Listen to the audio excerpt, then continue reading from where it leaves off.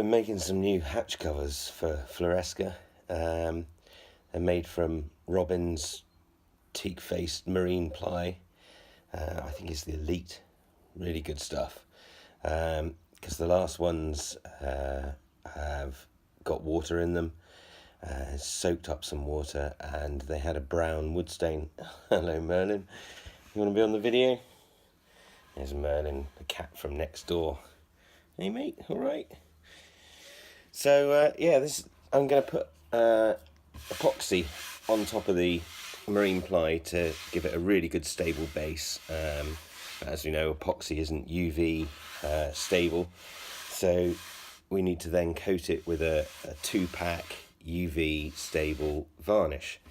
But I'm still at the epoxy stage. Now, last night, well, late afternoon, we finally got some temperatures in the UK here, which mean that we can start putting some epoxy on and expect it to go off, because it's been so cold recently. We've had such a cold winter that I haven't really had the chance. So this is the first, well, 2 coats on the first side, and I'll show you the finish. Hold on. So here you can see the finish, and it's pretty good. But in places, you can see a little bit of surface bobble. And I also did some epoxy on the little covers that go over the winch handle cubby holes. So here's one of those. So here's the cubby hole cover, and as you can see, we haven't really got a nice smooth surface on this at all, and I think that's because I didn't sufficiently wipe down the surface with a solvent to get rid of any residual oils in the wood. I'm not quite sure what wood this is. I think it might be Aframosa, which is a wood I'm not very familiar with, but I suspect it's quite an oily wood. So this time, when I'm doing this surface, the other side of these ply hatches that I've made, I'm gonna give it a wipe over with an ethanol solvent, which I use in my boat stove. It's really good stuff, burns really cleanly, and I don't get any smell when I'm using my Origo heat stove. So I'm going to use this, wipe down the surface, and just compare the finishes I get, see if I get a much better finish. So I'm going to mix up some epoxy in a minute after I've cleaned down with the ethanol. As I'm wiping down, I'm paying particular attention to the edges, because as you can see, there's lots of laminates coming out, so you may have oils leaching out from midsection laminates. And also, this is the bit where water's most likely to get in, so we really want the epoxy to create a really good seal on these edges, and that will enhance the life of this bit of wood. And that's pretty good. I'm going to go all round, do all the edges, make sure they're really super clean. So I've got the epoxy mixed up in there.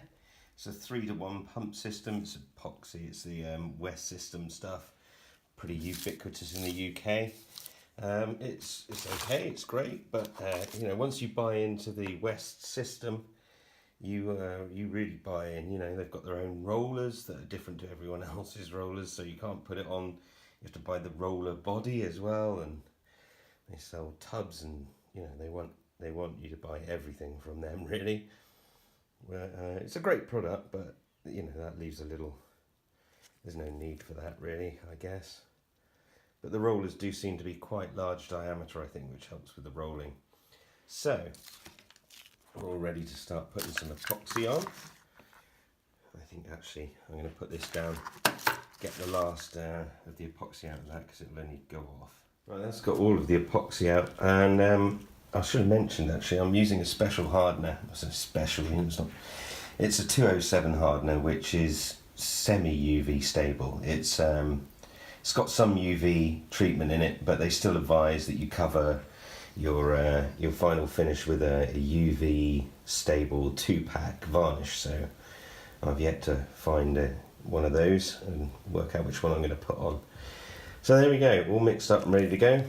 Got my gloves on and it's over to do some rollering. So these are the two bits that I've cleaned off with the alcohol, and I'm going to get going. So we'll get a nice coating on the brush, but I think the other thing I maybe did that caused the bobbling was put it on a bit too thick. So I'm going to go for thinner coats today and get it really evenly coated on that roller. There we go, let's get it really nicely coated. I want it to go on really nice and thin.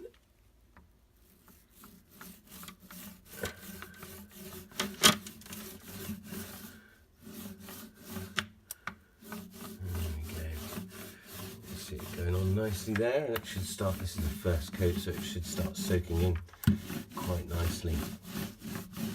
It's hard to know, some of the stuff online that West Systems have put on say to do your second coat when the first coat's still tacky, which in my experience, you know, was quite a tricky judgment to work out when, you know, like, without leaving fingerprints all over it, when the first coat has got tacky. I think maybe I'll leave it a little bit longer than I did last night today and see if that makes a difference as well. So that's going on nicely.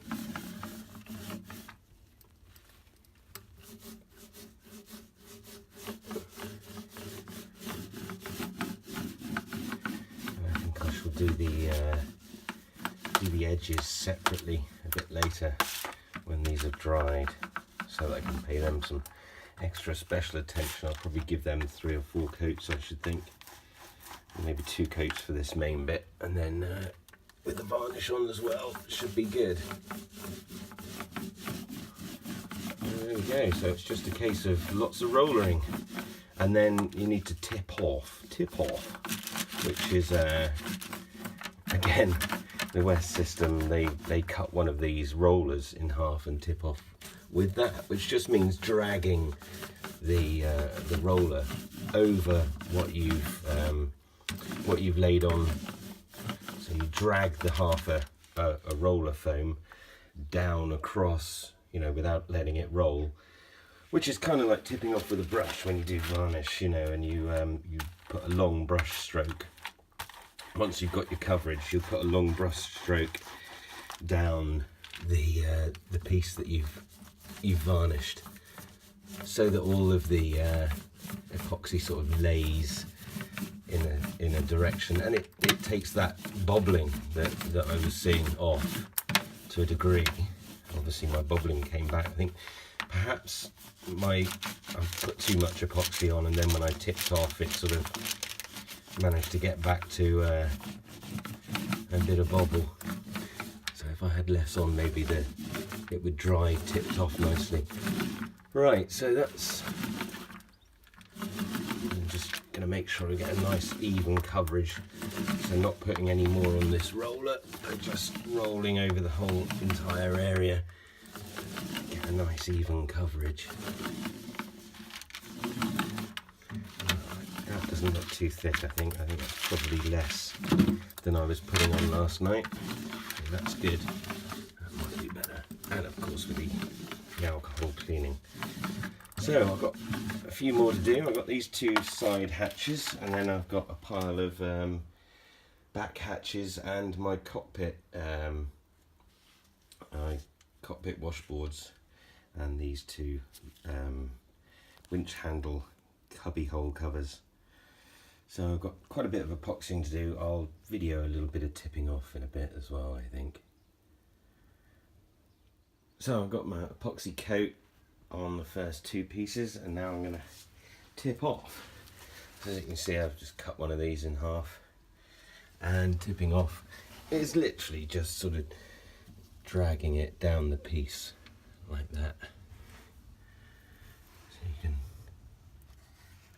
you get the idea, and you can see the difference. maybe not on the camera you can't, but it just leaves a nice smooth finish rather than any bubbles left from the roller. So I'll do that to these two pieces and then move on to the next. So it's important when you're working with this UV stable hardener, the 207 hardener, that you use the 303C pump set. Hither and thither. And as you can see, this one that I bought, unfortunately, is for a much bigger tin than this one. So I guess I bought the right pump set, but for the wrong tins, because this one fits perfectly, but this one doesn't. But I'm making do because it's Sunday and nothing is open, so I can't go and change them. So this 303C pump set, make sure that you mix 3 to 1. So 1 pump of this, 1 pump of that, or 2 pumps of this, 2 pumps of that, and and you will get the required 3 to 1 mixture. The other thing that it's very important to do is to make sure that you mix it properly. Apparently a very common cause of this not going well is insufficient mixing. So mix it till you think you've mixed it, and then mix it some more. So I'm going to put the phone down and do some more mixing.